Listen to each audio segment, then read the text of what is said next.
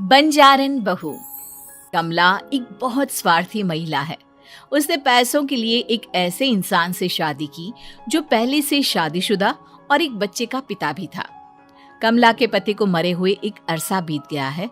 अब वो अपने सौतेले बेटे वैभव के साथ रहती है। वैभव के दिल में अपनी माँ को लेकर इतना डर है कि वो अपनी माँ के सामने एक शब्द नहीं बोल पाता। उसकी माँ जो कहती है उसको सर झुकाकर वही मानना पड़ता है। वैभव, तुमने अभी तक घर का काम क्यों नहीं किया? तुमसे कितनी बार कहा है कि सूरज निकलने से पहले तुम घर की साफ सफाई पूरी कर दिया करो। वैभव कुछ नहीं बोलता, चुपचाप सर झुकाए अपनी माँ की बात सुनता रहता है। तभी पास में खड़ा नौकर सुखराम कहता है, मालकिन, वैभव बाबा को रात से तेज बुखार है, इसलिए वो सुबह जल्दी उठ नहीं पाए। उनके बदले मैं घर की साफ सफाई कर देता हूँ। इसे कोई बुखार नहीं है। मैं इसे अच्छी तरह से जानती हूँ। ये सब काम न करने के बहाने हैं। सुखराम काका, बोल दो इसे, सारे घर का काम यही करेगा। और इससे समय पर अपना काम पूरा नहीं किया तो इससे आज का खाना भी नहीं मिलेगा। मगर मालकिन, वैभव बाबा की सच में ही तबीयत खराब है, आप एक बार देख तो लीजिए। कमला बिना कुछ बोले वहां से चली गई और बेचारा वैभव तेज बुखार में भी काम करता रहा। कमला वैभव की शादी एक ऐसी लड़की से कराना चाहती थी जो अनपढ़ हो और कमला से इसी तरह डरे जिस तरह वैभव डरता है, ताकि वैभव की सारी जायदाद और धन दौलत उसकी मुट्ठी में रहे। लेकिन आज के जमाने में ऐसी लड़की मिलना मुश्किल है। कमला कार में यही सब कुछ सोचती जा रही थी कि तभी रास्ते में, अरे ड्राइवर, तुमने कार क्यों रोक दी? और ये इतना शोर कैसा? मैडम, आगे कुछ बंजारों का खेल चल रहा है, इसलिए भीड़ लगी है। मैं अभी भीड़ को साइड में करवाकर कार निकालता हूँ। ड्राइवर भीड़ को साइड करके कार निकालने की कोशिश करने लगा कि तभी कमला की नजर रस्सी पर चल रही एक फुलवा नाम की बंजारन पर पड़ी।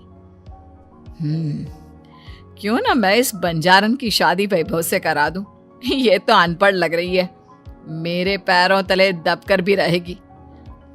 मुझे अभी इसके माँ बाप से बात करनी होगी। ये सोचकर कमला ने उन बंजारों से बात की और उन्हें शाम को अपने घर बुलाया। फुलवा के माता पिता वहां उसे लेकर आ गए। उन्होंने इतना आलीशान घर पहले कभी नहीं देखा था। अच्छा हुआ आप लोग आ गए।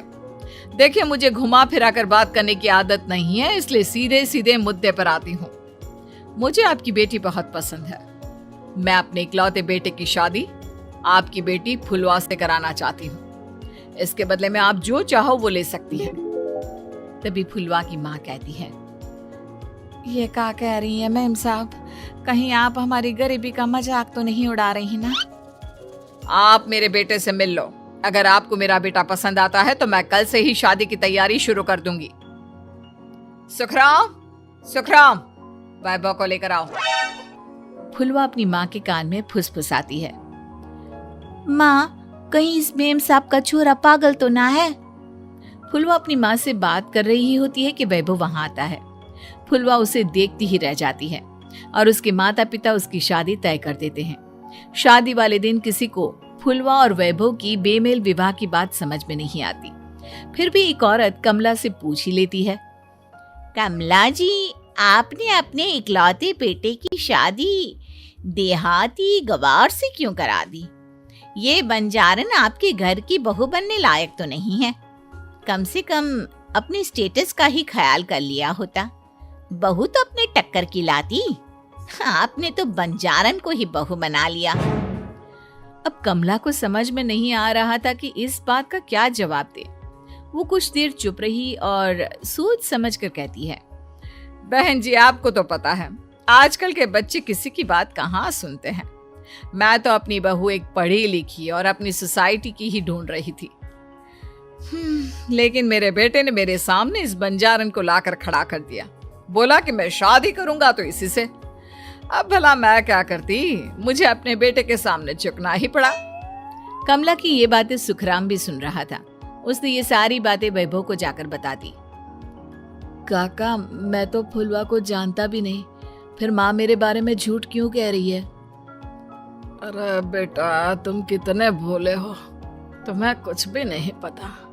तुम्हारे पिता अपनी सारी संपत्ति तुम्हारे नाम करके गए हैं। तुम्हारी माँ नहीं चाहती कि यह संपत्ति तुम्हें मिले, इसलिए उन्होंने तुम्हारी अनपढ़ लड़की से शादी करवाई ताकि तुम्हारी तरह वो भी अपने हक के लिए आवाज ना उठा सके।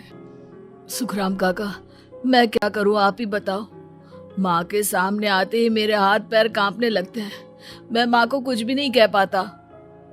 वे दोनों बात कर ही रहे थे कि अचानक कमला वहां आ गई।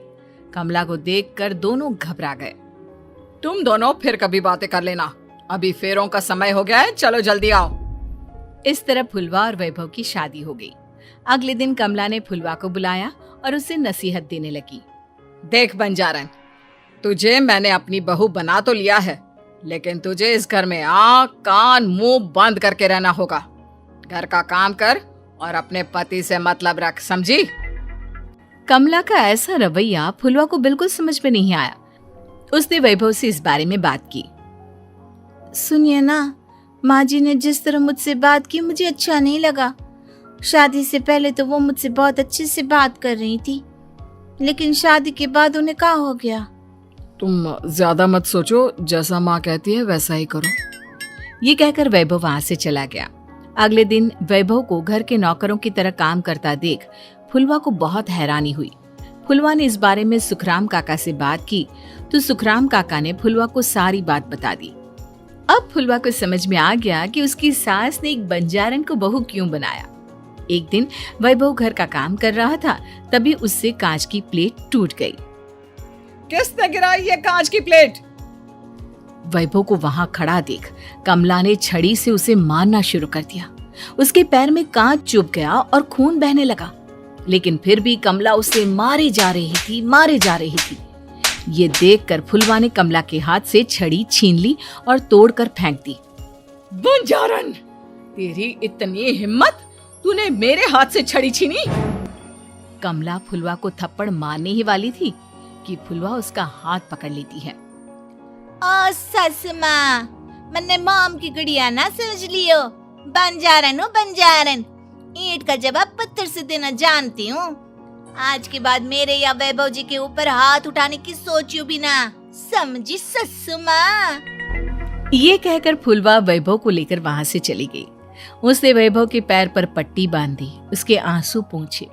वैभव ने पहली बार किसी के दिल में अपने लिए इतना प्यार महसूस किया। अब फुलवा वैभव का हर काम में हाथ बटाती, उसका बहुत ख्याल रखती। इस तरह दोनों बहुत ज्यादा नजदीक आ गए। वहीं दूसरी ओर कमला सारी जायदाद अपने नाम करने की साजिश करने लगी। और एक दिन, वैभव, जल्दी बाहर आओ। कमला की आवाज सुनकर वैभव और फुलवा अपने कमरे से बाहर आ गए। जी माँ, आपने बुलाया? ये ले, इन कागजों पर साइन कर दे। वैभव कागजों पर साइन करने ही वाला था कि फुलवा वैभव के हाथ से पेन छीनकर कहती है, ना वैभव जी, आप इस पर हस्ताक्षर नहीं करेंगे। आओ बंजारन, मैं तुझसे बात नहीं कर रही। ये बात मेरे और मेरे बेटे के बीच की है। चुपचाप पेन दे दे, नहीं तो तेरी खाल उधेड़ लूंगी। ससु माँ, बंजारन की खाल इतनी भी ढीली ना होवे कि कोई भी उधेड़ लेवे। जो यकीन ना आता हो तो देख ले उतार के। और हाँ, बंजारन जरूर हूँ पर अनपढ़ ना हूँ। मन ने भी पता है कि किसी भी कागज पर साइन करने से पहले उसे अच्छी तरह पढ़ लेवे हैं। पेन देती है या नहीं? ये कहकर कमला फुलवा को मारने आई तो फुलवा ने कमला को धक्का दे दिया और वो नीचे गिर गई। कमला डरकर वहां से भाग गई। अब फुलवा ने वो कागज उठाए और वैभव के साथ सीधा वकील के पास चली गई। वकील ने वो कागज देखे और फुलवा को बताया, वैभव के पिता की सारी जायदाद और संपत्ति वैभव के नाम है, लेकिन वैभव की सौतेली माँ इस संपत्ति को अपने नाम कराना चाहती है, इसलिए इन कागजों पर वो साइन करा रही थी। तो अब हमें क्या करना चाहिए वकील साहब? वकील ने फुलवा और वैभव को सब कुछ अच्छी तरह से समझा दिया। अब दोनों घर पर पुलिस को लेकर पहुंचे। कमला पुलिस को देखकर घबरा गई।